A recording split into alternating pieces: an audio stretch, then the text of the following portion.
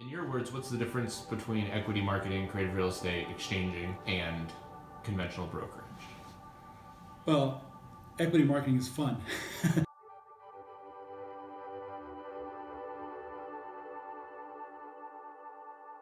The first day on the job, Colby Sandlin was the broker, and he gave me a little thin orange book that said that there are 101 ways to make a real estate transaction, and cash is one. I took that home that night and I read it. I thought, God, what a deal! And I started off making exchanges. I was in a city hall in Texas. I was in the Royce City Hall, and then there was a plaque on the wall which described how the original city hall was built and how it was financed, and that the city wanted to build the city hall on a particular piece of property. The owner of that property did not want to sell that property to the city. But what he said was, if you build a 2-story building and you give me the second story so I can live in it, you can have the land. That was done a long, long time ago. It was a creative kind of transaction where people got the benefits to make the deal work. One of the sayings we have in our industry, this particular kind of industry, is that people are more important than property. Property does not make any decisions. Property does not sign a deed. Property does not have a problem with the fact that the windows are broken out. People who has the problems, have the issues, have things they want to accomplish. So people are more important than property. We're out to solve problems people have, and many times we use property to do that.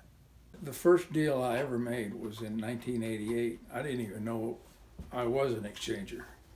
And I had a guy that had an office building, or he wanted an office building in Colorado Springs. And he had a subdivision out in Teller County, Arabian Acres. It's all sold out practically now with a water system. He had 80 lots left, and he traded those 80 lots into an office building on South Tejon Street, straight across. And I didn't even talk about money to him or fees or anything, and I ended up with 8 lots as my commission. Generally, people are much more creative when they're exchanging. It's often a case of, I'll trade you the property I don't want, and I'll take the property you don't want, because people are different. I don't want this property because I don't want to develop it. I just want some cash flow. You don't want your property because you want some opportunity. It's your investment. It's mature. You want some opportunity to go out and develop what I can't do, what I don't want. So it matches up people who wouldn't naturally come together. A story that I love to tell people is that there was this huge junkyard, just an eyesore, nightmare. Okay, located in Chicago. Absolute piece of crap property. It was nothing but an environmental mess. Okay, languished on the market for years. Okay, it wasn't selling. Another guy comes along one day and looks at this and says, "I'll take it, and I'll take it at full price." Deal closes. Seller says, "Hey, I got to ask. I had this on the property for years. Nobody would even touch it at any price. Why were you so willing and able?" Says, "Well, I'm a recycling company. I recycle steel, and there's, $800,000 more than what I just paid you in steel, ready to recycle. And by clearing that land, I can quadruple the value of the land, which is the obstruction to it being redeveloped at a higher value." So because of that one person's expertise and his vision of what the problem was that was driving the interference of that transaction, he was able to step in, get all of his money that he paid for the property and then some, just recycling that, which in fact cleaned up the property. Then he turned around and tripled the price of the property and sold it. One of the creative deals we've done recently, or that I did recently, was in a little town in Colorado. There's a multifamily property right downtown, right across from the park, that I liked and was interested in owning, and a lot of other people wanted to own the thing as well. So I happened to know the owner for a long time, and he didn't have it on the market. And so I talked to him about it, and he said, yeah, he wants to sell it, but and a whole bunch of other people are interested in buying it from him, but he doesn't want to sell it until he sells his liquor store, because he's already bought a house out in Oregon. And so I said, sure, why don't I just buy the liquor store along with it? That way you can head out of town at the same time. You'll have it all done in one deal. And he said, sure. So for his retirement, he got $500,000 of cash and $1 million note that pays out over the next number of years. And I went and borrowed that $500,000 and secured it all by the properties. So I was able to step in and not only get the multifamily property, but also get the liquor store, and do it without putting any of my own money in. And so all these other people in town were interested in this multifamily property, and they wanted it. And the difference was I went and I talked to him, not just about buying his multifamily, but asking him about what he wanted to do. And what he wanted to do was he wanted to sell his liquor store. So by giving him the benefit he sought, I got the benefits I sought. I wanted the multifamily. He wanted to get rid of the liquor store. So it worked out pretty well for everybody. And how did I do it? I talked to him. I asked him the questions. I treated him like a person, and gave him everything he wanted. People like stories, right? I'll tell you a quick story. So we had a fella who had a shopping center. Actually, he had multiple shopping centers all over the Midwest, and they were all in great locations. And they were all fully leased. And he asked us to sell this shopping center down by St. Louis. And we had already had the listing and everything, but I wanted to counsel with him. I flew in, we met with him in his booth, we sat down at the table, and I started doing a counseling session. And I asked the question, why are you wanting, I said, you have all these beautiful properties, why are you wanting to sell? Well, we want to make a change, we want to go in a different direction. Really, but why? I don't get it. It's fully leased, it's well located, it's well built, it's beautiful. I have a beautiful picture of this thing. Well, it's got partners, and disparate partners, and we're trying to, maybe they want to move out and this, that, yeah. And I just kept counseling with him about why they really wanted to sell, because I couldn't understand it. It was doing great, it was making money, the kind of thing anybody would want to own. It was his brother-in-law. That was his partner. He goes, it's my brother-in-law and he's driving me crazy. Well, if you don't counsel people and you don't know what their hot buttons are, you don't know he says, I've got to get out of this property because I got to, I want to go to Thanksgiving dinner again, I want to go to Christmas and not, have this problem. So counseling will reveal the true motivations, and also will educate. It does two things. It reveals those motivations, and it allows you to educate people as to all the options that they have. They wanted to buy this duplex, and the owner of the duplex had a really high price on it. It was probably 15% above the real value in terms of what we'd call appraised value. And he wanted 15% more than the market. Reason he wanted more than that, and he hadn't been able to sell it because everybody came in there was working on trying to get him to lower his price.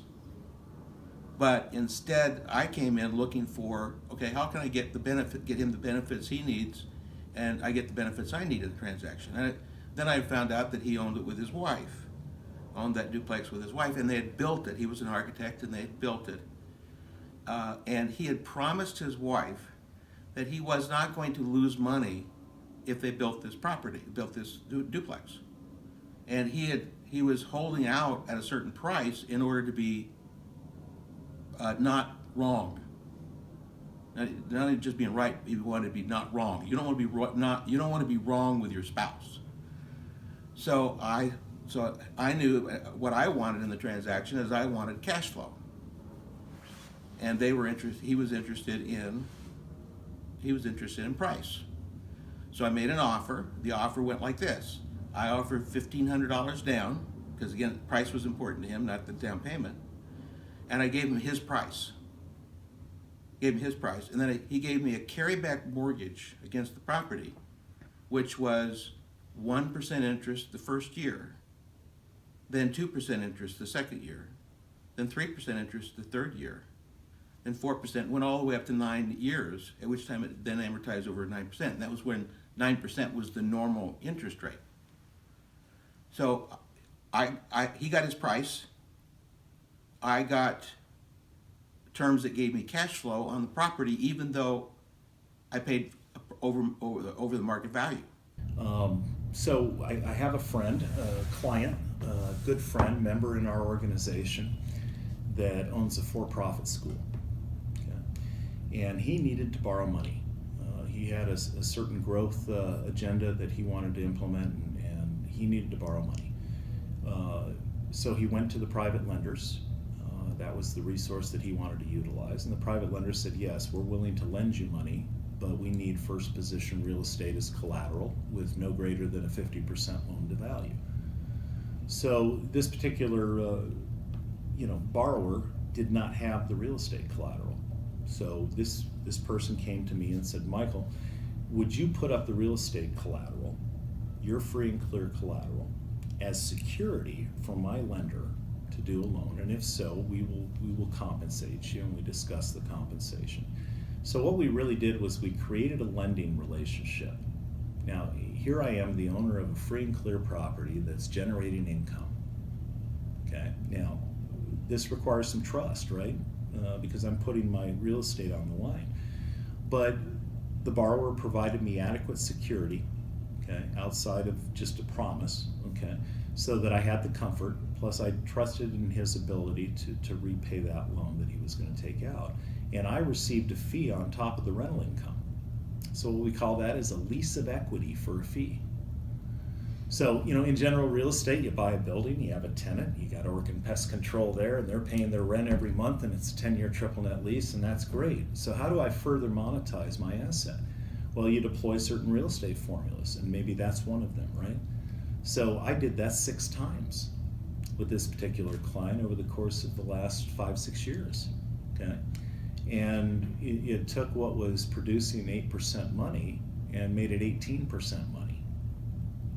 So, benefited the borrower, he was able to utilize that money. Benefited the lender, he was able to get the security he needed. Benefited me, I was able to capitalize on the fact that I had free and clear assets, and I earned a fee. Everybody won. Take one of them was a client came to me that had was growing tomatoes in Sacramento.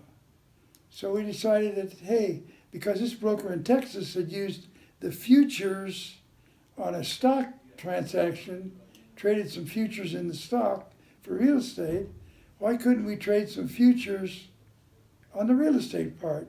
So on a farmer. So we said, well, why not? So we ended up with that client, and we traded, I'm almost sure, it's in my book, $2 million worth of tomatoes to be delivered over, I think it was 5 years. And they delivered, what was it, $400,000 worth of tomatoes each year for 5 years. So all of a sudden, we had taken the future crops that hadn't been grown yet, and it fitted what was Dick Reno called, which is a number 2 formula in my book, called the creation of wealth. So this farmer created wealth, hadn't grown the tomatoes yet. We traded the $2 million worth of tomatoes that had not been grown, but it was tied up legally and so forth, and had an established business. So all of a sudden you realize the whole futures market opens up an entirely different avenue. They could trade a rental unit for use 2 years from now. It's wealth that hasn't been discovered yet. So it just opens a magnitude of opportunities. Well, I mean, a couple of years ago, I actually traded land for cryptocurrency. And the deal I'm working on right now is trading cryptocurrency back into a cash flowing property after it is appreciated. So, once I trade that into the property, a few years later, I refinance, that comes out as cash. So now I've turned essentially vacant land into sort of an intermediate cryptocurrency piece into a cash flowing, well recognized real estate asset back into cash. And it's going from a small amount to over $10 million. I have a memorable client. I was in San Jose, California. He was a bus driver. His name was Dennis. Dennis drove a bus for the city. Dennis, I suppose, saved his money. I don't know how he got his first house, but he bought a house. And a couple years later, Dennis traded that house up into a duplex, again deferring his taxes and so on. And maybe 18 months later, and I was involved in these, he traded that up into a fourplex, a 4-unit building. And in about 2 years, Dennis traded that up into a 16-unit apartment building. Again, always finding people that had a problem or a reason to get out of what they were in, they needed to sell for whatever reason. Darned if 2 years later, Dennis traded his 16 units up into a 120-unit apartment building. So in the space of 6 or 7 years, he went from one house to 120 apartment units. He quit his job driving the bus. He managed his apartment building, just happy as a clam. But the leapfrog results of his investment, just by being creative and willing to actually move up and move up and move up. Hey, it's every man's dream. We had a house that was not selling. It was a $100,000 house in Tucson. And it's what they call a mother-daughter. So it's a house with a little apartment stuck on the side. And it wasn't selling at $100,000. We had a lot of people that wanted to rent it. Not a lot of people wanted to buy it. We got tired of renting it. We don't want to rent it anymore.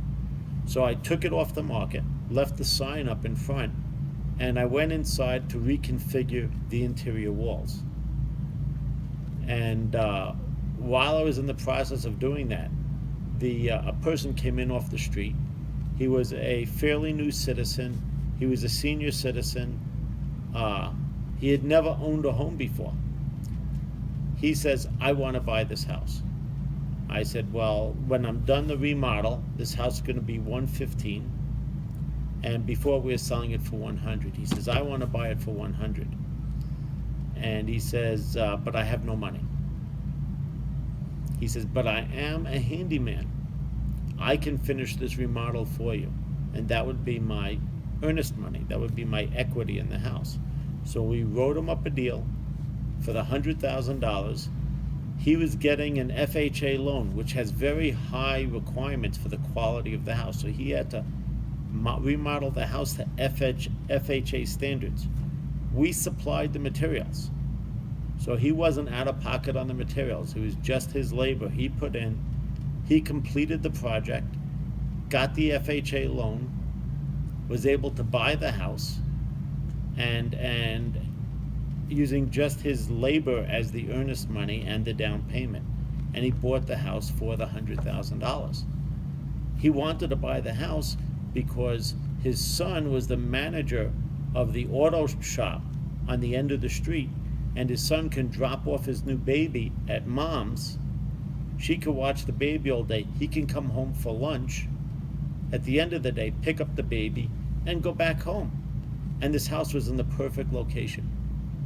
So we made the deal. We gave him a long escrow period, so he was able to finish the job, finish the remodel. We closed, and this house changed his life, changed his daughter's life that was living with him in the mother-daughter, his son's life, which was dropping off the baby, and they were watching the baby. Then it changed the life of everyone in his church, because their Bible group started meeting in that house because it was the perfect location. And it changed the lives of so many people. Everybody came out happy. The sellers came out happy. The buyers were amazingly happy. The whole community of friends was happy. And that's what it's about. It's about changing lives. I gave them a list of 25 things that they could do to help me sell their property as part of my counseling session. And they looked at it and they said, well, 25 things. I said, look, I don't expect you to do 25 things, but check off on the list what you can do, 2 or 3 or 4 things, and let's talk about that. Anyway, they checked off 2 or 3 or 4 things that they could do. And one of them was add cash, because they had cash. They said, we can add cash. What does that mean? I said, well, you could give me your lot and you could give me $100,000 and let me go to a marketing session, see what I could do, see if I could get some offers. And they're like, well, we could do that, but why? Why would anybody do that? I said, because they want your cash. And he's like, I don't get it, you know. I said, well, let me go to a marketing session, see what I can do. So they gave me the authority to offer in $100,000 in cash. All right. So their lot was free and clear. It was $350,000. And I said, well, I have $350,000 lot and $100,000 in cash. I came back from the NCE meeting with 9 offers. They were blown away, as I said earlier, bringing them options. And they narrowed it down to 1 or 2 that they worked, and they ended up trading their lot into a medical office building in Indianapolis, less than 2 hours from their office. And they didn't add $100,000.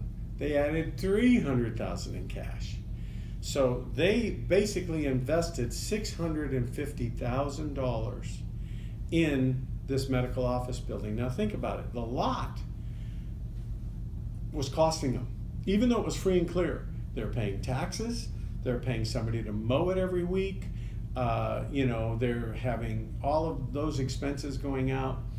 And now they were getting 9% on that $350,000, which at the time you could get less than 1%. You were getting 0.9% at the bank. So now they're getting 10 times what they can get at a bank for a lot that was sitting there for a couple of years after their dad died doing nothing. Plus they took money out of the bank, $300,000 that was getting less than 1%, and put it into this medical office building where now they're getting 9% on that. So they're a total swing from money going out and not making any money on their equity to making 9% on $650,000. It was incredible. Well, and that's just the beginning. I mean, you talk about a memorable story. 30 days later, the guy who took the lot in, the developer, he called, he said, I took that lot in as part of the deal, but I really don't need it. Would you sell it? And I go, well, my sign's still on it. So I basically sent him a listing agreement. He agreed to pay me my fee to sell it again. And I got a phone call from another exchanger like 2 months later saying, hey, do you still have that lot? Yeah, would your guy consider putting that as a down payment on this new McDonald's, that I just built? Well, yeah, I think he might consider. So I ended up sending the new McDonald's, selling that, using the lot as a down payment. The guy who sold the new McDonald's ended up buying a $6 million CVS. I got $80,000 on that. I got $60,000 on the McDonald's. 30 days later, the guy who took the lot in called me. He says, I took that lot in. I don't really want it. Do you want to sell that for me? I said, well, I don't know. My sign's still on it. I took a lot that hadn't been sold in years. They couldn't move it. They couldn't do anything with it. And I did multiple transactions. I made $250,000 off that lot. And you know what? My sign's still on it. Years ago, we had a number of years ago, 2004, I think it was, we had a hotel in Dallas, Texas. We had a hotel, a large hotel, and we had given a special discount for people that were going to be in the path of Hurricane Katrina. And we had 255 rooms, and the Saturday before the hurricane, we had 1,000 people staying in that hotel, about 4 to a room. And come Monday mornings, we had 1,000 people for breakfast, 2 people for lunch. They had no money, they had no bank account, they had no credit cards that worked any longer. So we had, my partner and I what are we going to do? And they were all coming to us and asking for help. And so we made a determination that we were not going to throw them out. That was before there was any idea whether FEMA would ever pay anything out to the hurricane victims that were in Texas, not in New Orleans, but people that came to Texas. We didn't know. So we got on the phone. We started calling people, telling them we need help. And we had other people get on the phone and start calling people. We had people show up. And we had people I know in the real estate business around the country began to send money to feed people. to set up computer systems so that they could reach out and find their relatives and communicate with their relatives. We had one person, said, okay, I'll loan you $50,000. I'll wire it today, and then you can pay it back whenever you can. So we had people that were around the country, part of our network of people supporting and helping other people, who contributed to my being able to do that with the people that were with us in the hotel. Don't you think that's like the last image most people have of it when they think of a real estate broker? Someone would do that. Yeah. I mean, you wouldn't think that, would you? Yeah, well, and this is really unfettered capitalism. But the whole point is everybody who's involved in the exchanges win. They're all getting their objectives. That's how capitalism ought to be working. If you just want to go sell people their first house, you probably don't need to know a lot about exchanging. But if you want to help people grow their real estate portfolio, their investment, really plan their future for them in a really very secure way, yeah, it's one of the tools you need to have. I love my job. I don't ever plan on retiring. I mean, there's just no reason to. I'm 64 now, and I mean, some of my heroes have been 85 and 90, and building, a new building or doing a deal, the week they died, I mean, you got to have a reason to get out of bed, Working with people, helping people is a good reason, and building wealth for your family, legacy, that kind of thing is all good stuff. It's not about how big deals are or how much you did. Dollars that you reap and benefit in life are a matter of how many units of service you're willing to give. And the more units of service you give, the more money you make in life. So consequently, I think in a lot of ways, we render a whole lot more service than just a listing broker who's trying to sell something. When you have investors come in and turn a crappy property into a nice property, you've improved the whole neighborhood, right? And maybe the other person who owned it couldn't do that. They didn't either have the vision or the money to do that. Someone else comes in and they do that. If you have a broker that facilitates these sorts of exchanges, they're essentially solving problems for people. And it's not just the people they're related to. It's often problems for the neighborhood, problems for the city, problems for the state even in some cases. So you're solving problems, making the world a better place, really, as a broker. I said, I'm retired. I mean, really, I get Social Security and all that crap, But I wouldn't quit doing this because it's my form of creativity. I'm an artist, and that's what I like doing. I love my job. Kind of a weird medium. Most people wouldn't think of real estate as an art. Truly it is. Truly it is. Some of the best artists in the world are sitting right over there today.